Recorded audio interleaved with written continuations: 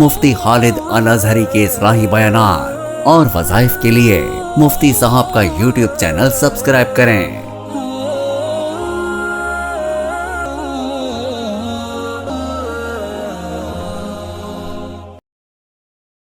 نحمده ونصلي ونسلم على رسوله الكريم اما بعد فاعوذ بالله من الشیطان الرجیم بسم اللہ الرحمن الرحیم۔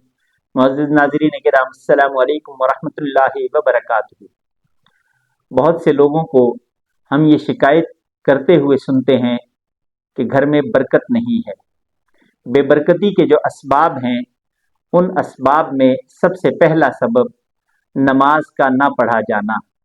گھر کے اندر جب کوئی نماز کی ادائیگی میں کوتاہی کرنے والا ہوگا اس گھر کے اندر برکات ختم ہو جاتی ہیں۔ 10 سال سے بڑا بچہ، کیونکہ آقائے دو جہاں حضرت محمد مصطفیٰ صلی اللہ علیہ وسلم کی جو تعلیمات ہیں، فرمایا کہ 7 سال کے بچوں کو نماز کا عادی بناؤ، اور فرمایا کہ جب 10 سال کے ہو کے بھی نماز نہ پڑھے تو ان پہ سختی کرو، مار پیٹ کر کے ان سے نماز پڑھواؤ۔ 10 سال سے بڑا بچہ اگر کوئی نماز ادا نہیں کرتا تو اس گھر میں نحوست پیدا ہونا شروع ہو جاتی ہے اور برکتیں ختم ہو جاتی ہیں، اور نماز نہ پڑھنے کی وجہ سے شیطان اس گھر میں ڈیرے ڈال لیتا ہے۔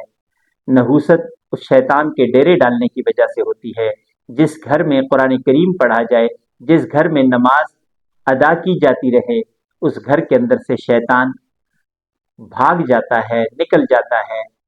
اور جہاں پہ نمازوں کی ادائیگی نہیں ہوتی، اب 2 طرح کے لوگ ہوتے ہیں۔ ایک وہ ہیں جو شیطان کے رستے پہ ہوتے ہیں، ان کا سارا عمل وہ دین سے دوری کا ہوتا ہے، شیطان کے اتباع کا ہوتا ہے، تو شیطان ان سے خوش ہوتا ہے۔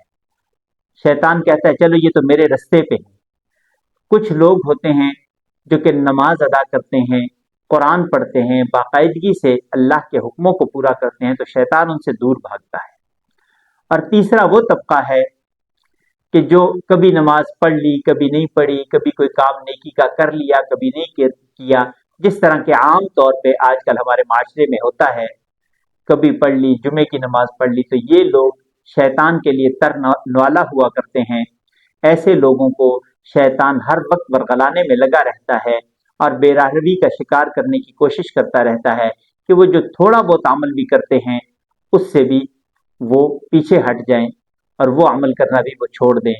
اور شیطان کے وار کی وجہ سے وہ لوگ اسی طریقے سے شیطان کے جال میں پھنستے پھنستے اتنا پھنس جاتے ہیں کہ نیکی ان سے چھوٹ جاتی ہے۔ تو ایسے بچوں کے لیے، ایسے گھر کے افراد کے لیے سورہ کوثر کا پڑھنا یہ بہت ہی زیادہ مجرب عمل ہے۔ ایسے لوگ جو نماز میں کوتاہی کرتے ہوں ان کو دعوت بھی دینی ہے، انہیں تلقین بھی کرنی ہے، انہیں سمجھانا بھی ہے، اور اس کے ساتھ ساتھ عصر کی نماز کے بعد اور فجر کی نماز کے بعد 2 نمازوں کے بعد 39 مرتبہ سورہ کوثر پڑھ کے ایسے گھر کے افراد اور ایسے بچوں پہ پڑھ کے پھونکیں جو نیکیوں سے پیچھے ہٹ رہے ہیں، سستی کا مظاہرہ کرتے ہیں نماز میں، قرآن کی تلاوت میں اور باقی نیکی کے کاموں میں۔ تو ان بچوں کو، ان گھر کے افراد کو سمجھانا بھی ضروری ہے، اور سمجھانے کے ساتھ ساتھ سورہ کوثر کا ورد کر کے، سورہ کوثر پڑھ کے ان پہ پھونکیں۔ اس سورہ مبارکہ میں اللہ تبارک و تعالیٰ نے وہ تاثیر رکھی ہے کہ وہ سارے کے سارے جن پہ یہ پڑھ کے پھونکی جائے گی وہ فرما بردار بھی ہو جائیں گے، اللہ کے حکموں کو پورا کرنے والے ہو جائیں گے۔ تو ایسے لوگوں کے لیے اہتمام کے ساتھ سورہ کوثر کا ورد کرنا یہ بہت ہی زیادہ مجرب ہے۔ در حقیقت بات یہ ہے کہ ہم نے اللہ سے مدد مانگنی ہے، اور اللہ سے مدد اللہ کے کلام کے ذریعے سے مانگیں گے، دعا کے ذریعے سے مانگیں گے۔ اور اللہ کا یہ کلام اللہ تبارک و تعالیٰ نے جو سورہ کوثر نازل کی ہے اس کے اندر اللہ تبارک و تعالیٰ نے بہت سی تاثیریں رکھی ہیں۔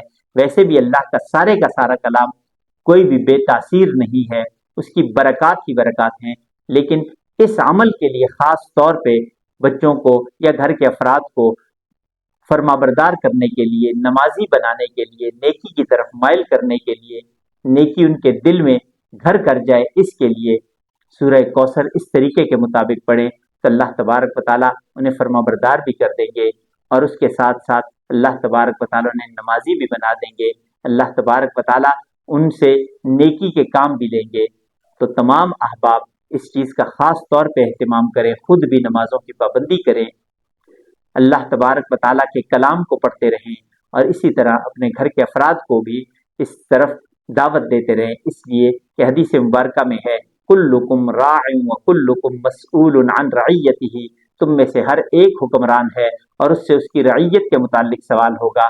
گھر کا بڑا، گھر کے تمام افراد، اس کے زیر کفالت جو لوگ ہیں ان کے متعلق اس سے پوچھا جائے گا۔ اس لیے ہر ایک یہ احساس پیدا کرے، خود بھی دین پہ چلے اور اپنے چھوٹوں کو، اپنے گھر کے افراد کو بھی دین پہ چلانے کا بیڑا اٹھائے۔ زندگی باقی، ملاقات باقی، وآخر دعوانا ان الحمد للہ رب العالمین۔